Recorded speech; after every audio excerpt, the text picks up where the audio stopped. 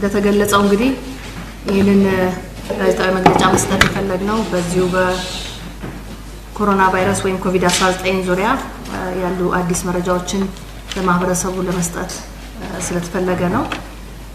በዛሬው ዕለት በዛሬ ሌሊት ማንጊያው ላይ የኢትዮጵያ ህብረተሰብ ጤና ኢንስቲትዩት በኮሮና ቫይረስ ወይም ኮቪድ-19 የተያዘ አንድ ግለሰብ በኢትዮጵያ ውስጥ መገኘቱን አረጋግጧል። ለመጀመሪያ ጊዜ አንድ በቫይረሱ የተያዘ ሰው መኖሩን አረጋግጧል።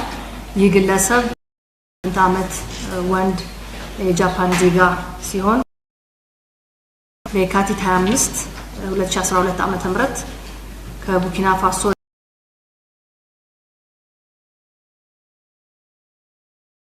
ትላንትናው ዕለት ወደኛ መለያ ማዕከል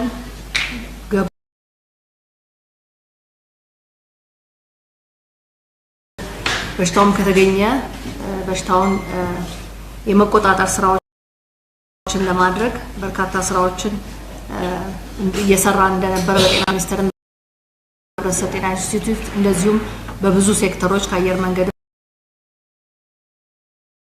ጋር ሆኖ በዚህ ስራዎች እንግዲህ ይሄ የመጀመሪያውን ታማሚ በእነዚህ በተዘረጉት አሰራሮች የመጀመሪያውን ታማሚ ለመለየት ተችሏል። ከዚህ በሽተኛ ጋር በዚህች በነበሩት ቆይታ ውስጥ ቅርብ ንክኪ የነበራቸው ግለሰቦችም የመለየትና ክትትል የማድረግ ስራም ተጀምሯል። ታማሚውም አስቀድሞ ተዘጋጅተው እስካሁን ሲሰራባቸው በቆየው የለይቶ ማከሚያ ማዕከል የሚገኝ ሲሆን ተገቢው የሕክምና ክትትል እየተደረገለት የሚገኝና እስካሁን ባለው ሁኔታ የከፋ የሚባል የጤና እክል ያልገጠመው ትኩሳት ምልክት ቢኖረውም የከፋ ሁኔታ እንግዲህ ይሄ የኮሮና ቫይረስ ለመጀመሪያ ጊዜ በአገራችን ውስጥ መገኘቱ ጀመርናቸውን እርምጃዎችና ስራዎች ይበልጥ እንድናጠናክር እንደ ማህበረሰብም እንደ ሴክተሮችም እንድናጠናክር እንጂ እንድንደና ገባ። በዚህ ምክንያት የሚመጣው ደናገጥ ወይም አጉል ፍራቻ ከበሽተኛው በባሰ ሁኔታ አደገኛ እንግዲህ የበሽታ ከተከሰተ ወራት ውስጥ እንደታየው ከሆነ በአብዛኛው ሰው ፈላጊው ዝግጅት የማድረግ ስራ ለማህበረሰቦች በየለቱ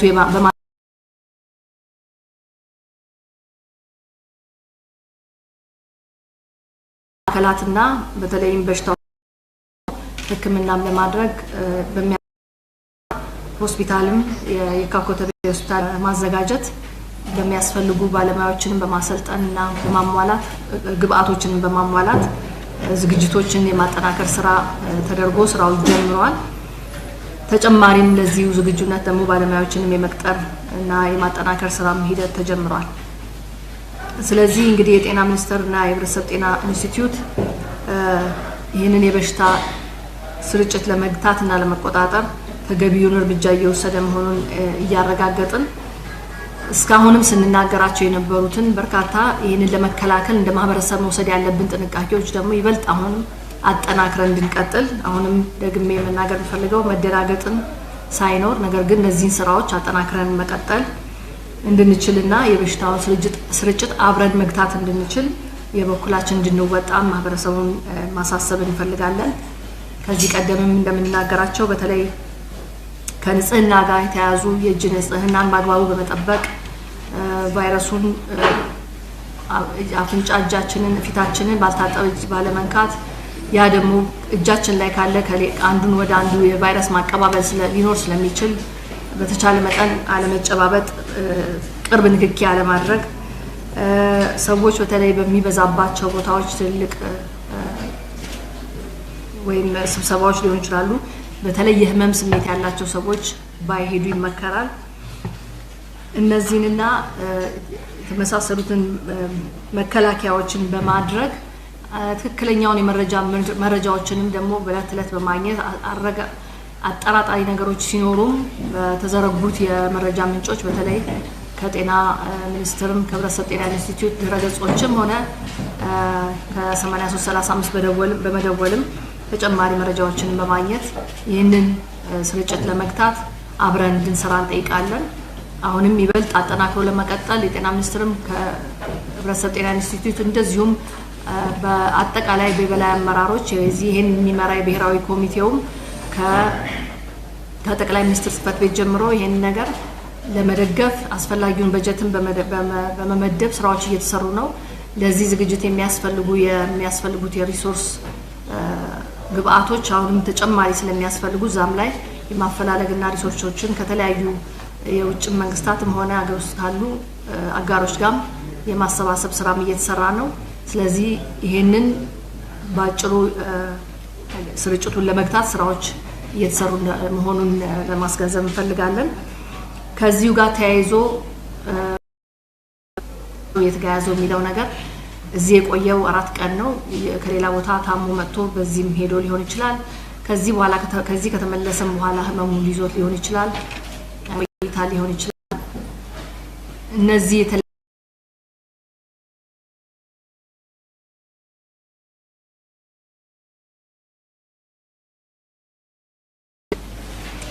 እኛም እንደማንኛውም አገር እንግዲህ አሁንም መስራት ይበልጥ በመረጋጋት ግን አስፈላጊው እንድንቀጥልና መወሰድ ያለባቸው ተጨማሪ ጥንቃቄዎችን በመንግስት በኩል የምናሳውቅ መሆኑን እንገልጻለን። አመሰግናለሁ።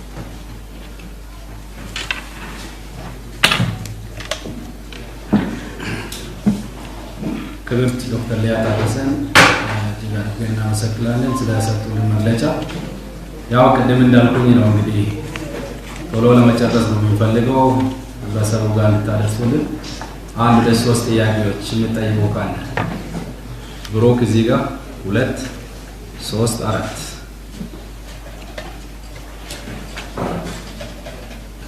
ይሰማ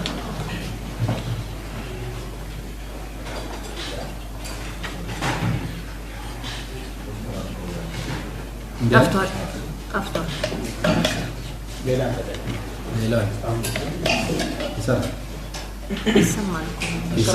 ይሰማል።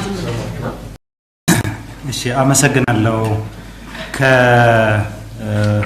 በትላንትናው ሌሊት ፖዚቲቭ ሆኖ ስለተገኘው መንገደኛ በተመለከተ እንግዲህ የመጀመሪያው ጉዞ ታሪክ የሚያሳየው ከጃፓን ነው የተነሳው።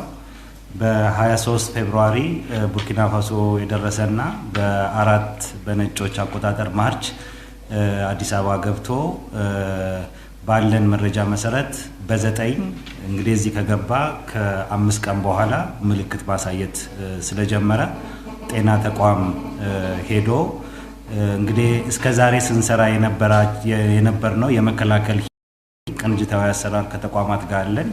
ስለዚህ በደረሰን ጥቆማ መሰረት ይሄንን ፈጣን ምላሽ የሚሰጠው ግብረ ኃይል የሚያስፈልገውን ምርመራ ጣቢያ ውስጥ እንዲቆይ ከተደረገ ናሙናው ተሰርቶ ናሙናውም በዚሁ በኢትዮጵያ ህብረተሰብ ጤና ኢንስቲትዩት ከተሰራ በኋላ ነው እንግዲህ ይሄንን መግለጫ የምንሰጠው። ስለዚህ አጠቃላይ የጉዞ ታሪኩ ይሄን ነው የሚያሳየው። ምናልባት ከዚህ ጋር ተያይዘው ያለው በተለይ አዲስ አበባ ከመጣ በኋላ የተወሰኑ ቆይታዎች ነበሩት። ያ እንዴት ሆነ፣ ከዛስ በኋላ የተለያዩ ኮንታክቶች ካሉት እሱ እንዴት እየተከደበት ነው የሚለውን ቅድም ክብርት ሚኒስትር ዶክተር ሊያ ማብራሪያቸው ላይ ገልጸውታል። እንግዲህ አንድ መንገደኛ ሲመጣ የመጀመሪያውም የኛ የመከላከል እና ምላሽ ሂደታችን የሚያተኩረው በሽታውን መመለስ አይደለም። እንግዲህ ሀገራት ያንን ሊያደርጉ አይችሉም፣ ማንም ማድረግ አይችልም። ስለዚህ የመጀመሪያው ቅንጅታዊ አሰራሩ ምንድነው? አንድ በዛ የተጠረጠረ ሰው ሲመጣ ኮሚኒቲ ውስጥ ወይም ደግሞ ማህበረሰብ ውስጥ ገብቶ መሰራጨቱ ከፍተኛ ደረጃ ላይ ሳይደርስ መቆጣጠር ነው። ያንን ሊያስችል የሚችሉ ስራዎችን መስራትና ያንን ሊያሰራ የሚችል ደግሞ አቅም መገንባት ነውና እኛ በሰራነው ይሄ ቅንጅታዊ አሰራር ነው እንግዲህ ይሄንን መንገደኛ በአጭር ጊዜ ውስጥ የማን ነው በቁጥጥር ስር ልንይዘው የቻልነው። እንግዲህ በ9 ነው ማን ነው ምልክት ማሳየት የጀመረው። ስለዚህ በእኛ የክትትል ጣቢያ ውስጥ እንዲቀመጥ የተደረገው ከ11 ጀምሮ ነው። ስለዚህ በዚህ በአጭር ቆይታ ውስጥ የተለያዩ አይነት ንክኪዎች ሊኖሩ ይችላሉ። በሽታን ከመቆጣጠር አንፃር ራሱን የቻለ አካሄድ አለ፣ ማንም ሀገር የሚከተለው ማለት ነው። ስለዚህ አጠቃላይ የጉዞ ታሪኩ እንዲሁም ደግሞ ከመጣ ጀምሮ ያለው የሂደት የሚታይበት የሚገመገምበት አግባብ አለ። በዛ መሰረት እነሱ ነገሮች ከተጠኑ በኋላ በቆይታው ወቅት ንክኪ የነበራቸውን ሰዎች የማግኘት የመከታተል ሂደቱ ተቀጥሏል። እስካሁን ባለን መረጃ እንግዲህ ከ25 በላይ የሚገመቱ ከሱ ጋር ንክኪ የነበራቸው ሰዎች በእኛው ክትትል ውስጥ ያሉና ይሄም ደግሞ ተጠናክሮ የቀጠለ መሆኑን ነው መግለጽ የምንችለው። ከየብስ መተላለፊያ መንገዶች ጋር እንግዲህ ያለውን የቅኝት ስራ በተመለከተ ይሄንን በየሳምንቱ በምንሰጠው መግለጫ ላይ እንዲሁም በጤና ሚኒስቴር በኢትዮጵያ ሕብረተሰብ ጤና ኢንስቲትዩት ድረገጾች ላይ የምናስቀምጣቸው መልእክቶች አሉ። አሁን በምንነጋገርበት ወቅት ወደ 30